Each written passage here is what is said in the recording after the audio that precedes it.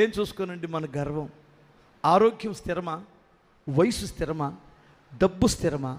ఏది స్థిరమని గర్విద్దాం? ప్రభువే స్థిరం. అతిశయిస్తే ప్రభువునందు అతిశయించాలి. నా ఆరోగ్యం చిరకాలం ఉండదు, నా వయసు చిరకాలం ఉండదు. మొన్న నా ఫోటోలో చూసుకొని నా మీసాలు తెల్లగా అవుతుంటే నేనే ఆశ్చర్యపోతున్నాను. ఏంది మా నాన్న మొహం కనపడుతుంది, ముసలోడిని అయిపోతున్నానా అనుకున్నాను నేను. మీకు అర్థమవుతుందా? నా ముఖంలో మార్పు వచ్చింది, నా బాడీలో మార్పు వస్తుంది. కారణం ఏమిటంటే ఇది స్థిరమైనది కాదు. ఈ బంధాలు స్థిరం కాదే, ఈ సుఖం స్థిరం కాదే. ఏమి చూసి గర్విద్దాం? ఈడు పెట్టేది గర్వం. నువ్వు గొప్పోడు అయిపోయావు, పెద్ద వీరుడు అయిపోయావు. మీ ఇంట్లో బూజు పట్టి 5 లక్షల రూపాయల కట్టలు ఉన్నాయంటే నీ బీరువాలో నువ్వు సామాన్యమైన రాలు కాదు, దేన్ని లెక్కదేమాక పెట్టేస్తాడు.